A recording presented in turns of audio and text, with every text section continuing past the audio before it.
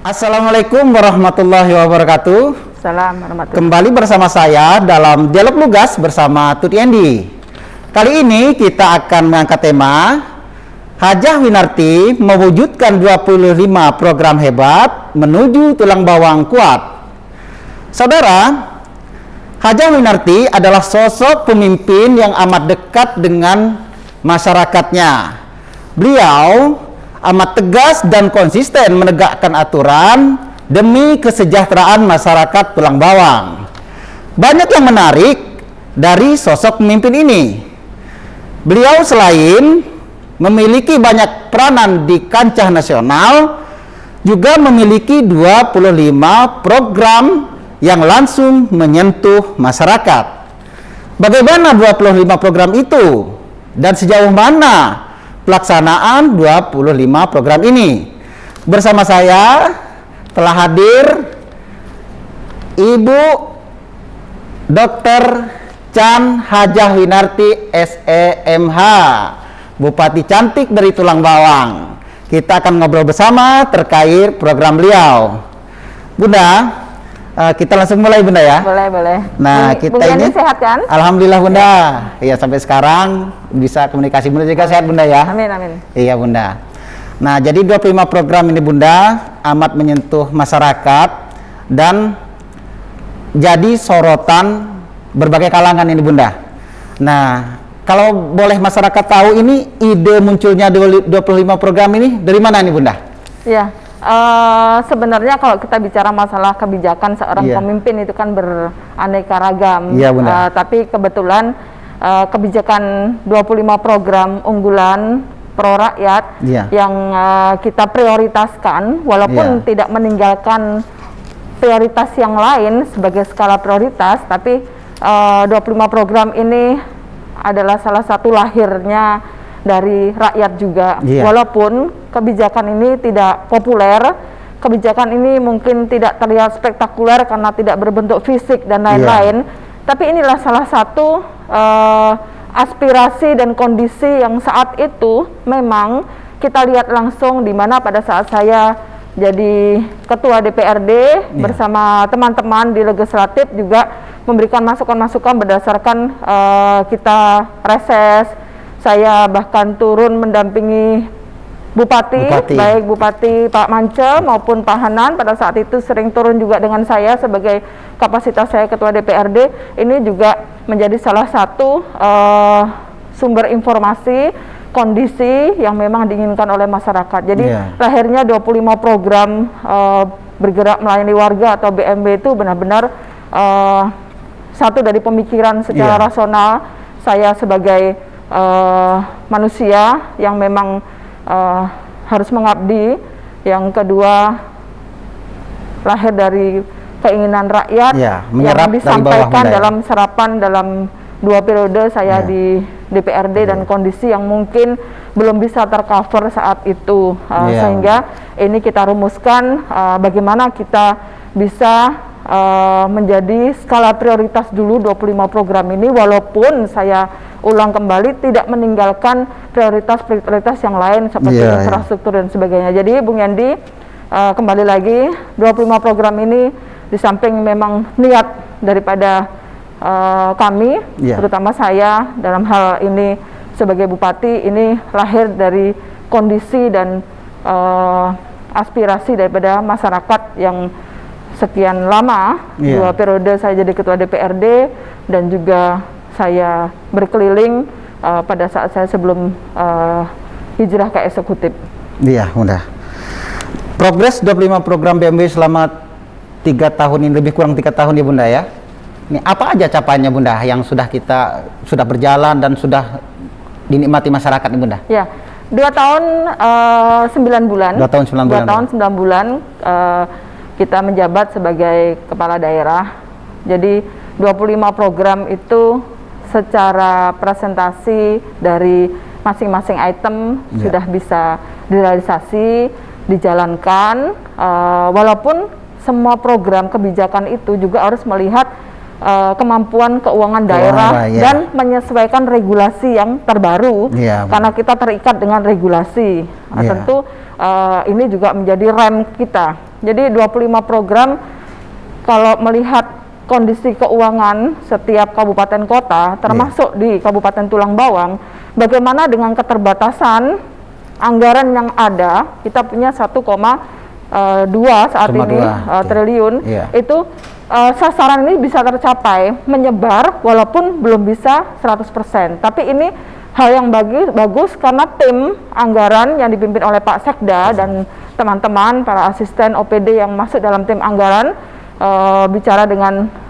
tim anggaran legislatif ini bisa tersebar di 25 program itu. Jadi Bung Yandi, saya justru pada saat 2 tahun 9 bulan ini mendapat laporan langsung dari tim anggaran, ini progresnya sudah berjalan walaupun kita ketahui 2018 belum bisa maksimal karena memang anggaran sudah disahkan sebelum kita dilantik, tapi itu tidak menjadi alasan yang krusial karena sebagian sudah bisa berjalan. Jadi kalau bicara masalah realisasi 25 program secara utuh kita sudah nyebar anggaran itu ke sana walaupun belum bisa 100% selesai.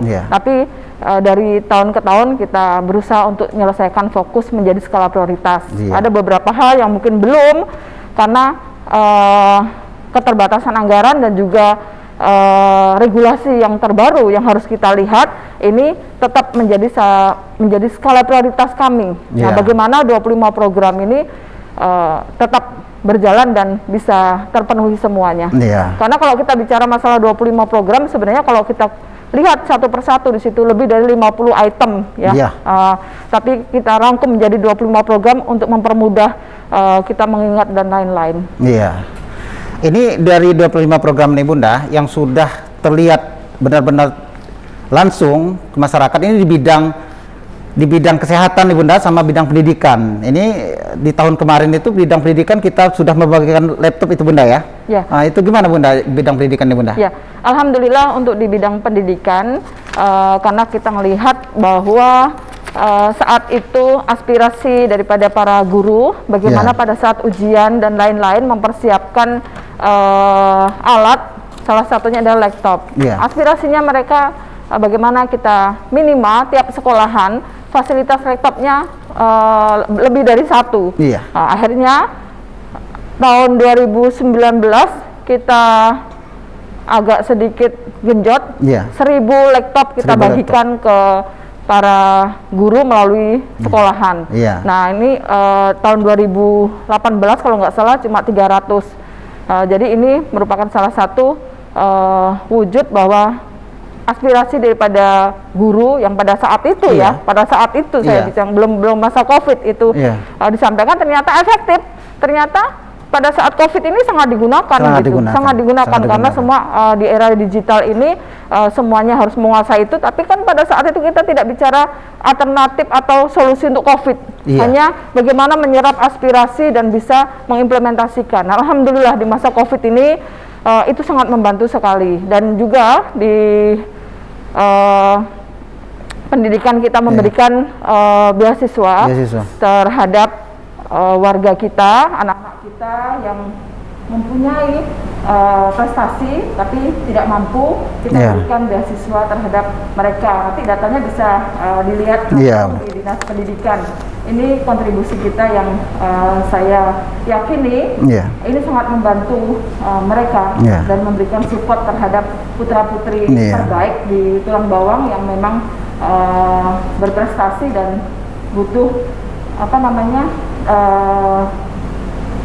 pendorongan anggaran dari kita, makanya kita ada beasiswa. Dan ini juga nanti kita sudah bicara untuk beasiswa kita, bantuan kita yang untuk di sekolah Lampung Selatan untuk besok sekolah apa itu ya, lupa saya.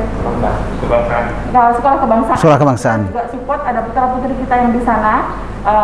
Kita akan support untuk memberikan beasiswa terhadap putra-putri di sekolah kebangsaan yang memang itu ada putra-putri Tulang Bawang. Nah, begitu juga dengan proses yang di UMPTB. Saya sudah perintahkan dari awal dengan Pak Sekda dan tim bagaimana bisa mensupport secara baik dan benar tentunya. Ini adalah niat dan memang menjadi salah satu aspirasi gitu. Tapi saya tetap menyampaikan lakukan yang bisa dilakukan sesuai dengan regulasi. Iya, benar. Dengan Dewan pun kita sudah bicara, mudah-mudahan ini menjadi salah satu PR juga karena memang proses penegelian itu kan tidak mudah. Tidak mudah. Saya di Ketua DPRD ini juga pernah kita proses juga gitu.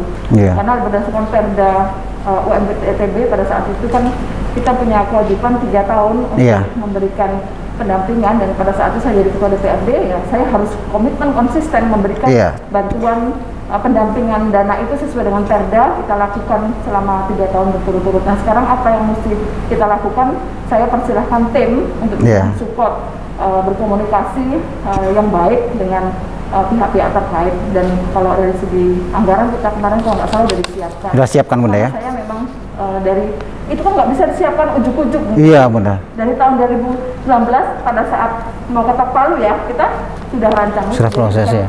Karena mungkin hari ini kita ketemu atau kemarin kita ketemu baru di anggaran. Langsung iya. Sudah terencana ya Bunda dari jauh hari. Cuma kan kita nggak bisa jelasin ke publik secara detail. Saya pikir sudah banyaklah yang mengetahui. Karena kan semua pengesahan juga dari melalui perwakilan di DPR. Gitu Bung Yandi. Apa namanya kalau di dunia pendidikan kita support sepanjang itu tidak menyalahi regulasi yang sifatnya seperti contohnya style yang di Tulang Barat. Tulang Barat. Tapi di situ terus saya tulang bawang. Nah, kita akan tetap support nanti bagaimana sistemnya, nanti saya akan minta asisten 1 dan tim untuk bisa bicara itu. Prinsipnya kita mendukung penuh dunia pendidikan sepanjang tetap berpegang pada aturan regulasi yang sudah ditetapkan karena sesuai dengan Undang-Undang 23 2014 di mana pemerintah daerah sekarang bahkan SLTA sudah tidak di bawah naungan Kabupaten PAUD, SD, SMP gitu. Nah, bagaimana ini semuanya bisa diterima dan semuanya bisa bisa berjalan sesuai dengan harapan, dan saya membuka ruang kalau ada putra-putri kita yang berprestasi lalu maaf ngomong kurang mampu. Ya, silakan Bu Yandi dan teman-teman bisa menjembatani. Kita berikan apresiasi dengan cara memberikan beasiswa dengan catatan berprestasi dan kurang mampu. Juga dengan Bung Yandi. Benar. Saya mungkin dengan tim siap. Ada yang keselip dan lain-lain, saya minta tim dari Bung Yandi yang saya lihat sudah viral ya. Banyak masukan gitu dari luar yang sifatnya positif, ya kenapa enggak? Iya Bunda. Kita siap untuk terima masukan. Oke, makasih. Nah Bunda ini dikenal dengan bupati yang energik. Salah satunya awal-awal kita sebelum COVID selalu mengembangkan senam, olahraga. Ini seperti menggiring masyarakat untuk sehat menghadapi COVID. Ini menyambung ini Bunda. Iya, sebelumnya Bunda udah memberikan bantuan ke anak-anak TK ya, terus SD Bunda ya, susu, telur yang mengarah pada kesehatan. Selanjutnya ada senam di situ juga kesehatan juga. Ini seperti mempersiapkan masyarakat untuk menghadapi walaupun kita sebenarnya nggak tahu ini gimana Bunda. Ya sebenarnya hidup sehat itu kan pilihan. Jadi ketika kita sehat, putra-putri kita sehat, Bung Yandi dan juga para Pak Sekda dan tim sehat, ini juga menjadi anugerah dan berkah yang luar biasa. Jadi bagaimana kita membuat program yang ini bisa diterima. Ini juga salah satu sebenarnya keinginan kita, bagaimana apa sih yang menjadi hobi masyarakat. Ternyata ibu-ibu juga banyak memberikan masukan. Bagaimana kita bisa senam bersama? Akhirnya nggak cukup dengan ASN di sini, ya kita ajak ke bawah. Viral ya Bunda, masyarakat langsung. Jadi budaya ya. Iya Bunda. Luangkan waktu, dan ini saya mendapatkan respon dari para suami juga positif. Iya Bunda. Kenapa? Selesai beberes di rumah, mereka bisa meluangkan waktu sehat karena dengan sehat itu pulang ke rumah. Dan lain-lain, suami juga senang. Akhirnya ini juga menjadi hal yang baik lah, mudah-mudahan karena hidup sehat walaupun kita tidak bicara persiapan untuk COVID. Nah, di masa COVID ini saya juga berharap masyarakat, di samping juga menjaga protokol kesehatan, karena kondisi kita sudah new normal, otomatis kita harus menerapkan protokol kesehatan pertama. Yang kedua, ikutin himbauan pemerintah. Yang ketiga, tetap lakukan yang menjadi salah satu keyakinan kita. Berdoa minta kepada Allah Tuhan Yang Maha Esa agar kita diberikan sehat, tapi juga kita ada upaya. Nah, bagaimana upayanya? Ya, luangkan waktu untuk mungkin bergerak. Kan sudah pernah diajari. Senam BMB, ini juga udah hafal. Ada itu videonya. Kapan putar deh. Jadi senam BMB bisa dilakukan, tapi tidak boleh bergerombol dulu dengan yang lain. Walaupun boleh bersamaan seperti dulu, tapi harus mampu untuk menjaga jarak. Nah, ini yang saya belum terapkan, bagaimana tetap senam, tapi banyak protokolnya tetap. Saya masih agak sedikit sanksi, jadi sementara ini saya lebih minta kepada melalui Pak Camat, Kepala Kampung dan seluruh masyarakat bagaimana kita tetap melakukan olahraga untuk menjaga stamina, sehingga kita insya Allah terhindar dari COVID-19. Karena rata-rata klaster yang masuk di tulang bawang ini yang sudah positif ini dari luar. Mereka perjalanan dari luar gitu. Mudah-mudahan dengan upaya dari awal kita di tanggal 15 Maret 2020 dari awal kita diberikan kasih tahu bahwa kita harus benar-benar menjaga memutus rantai COVID-19 di tulang bawang dengan tim Polri, TNI, dan Forkompinda, dan sampai dengan tingkat RT dan masyarakat, ini sudah kelihatan hasilnya gitu. Walaupun kalau saat ini sudah normal, tapi ada yang terkena, terdampak, ya ayo kita berikan dukungan secara kemanusiaan, support agar tetap semangat, ikutin saran dokter agar lekas sembuh. Nah, ini di forum ini juga saya, Bung Yandi, berharap membantu kita berikan support seperti pada saat saya tanganin anak yang dari Gedung Mendang pada saat itu gitu. Jadi support kita itu sangat luar biasa, sehingga pulih sehat dan bisa beraktivitas, itu yang paling penting. Jadi gotong royong itu yang saya terapkan, bagaimana memimpin di Kabupaten Tulang Bawang, saya di Minah Nyapur, untuk bisa mewujudkan 25 program pro rakyat yang lahir dari rakyat.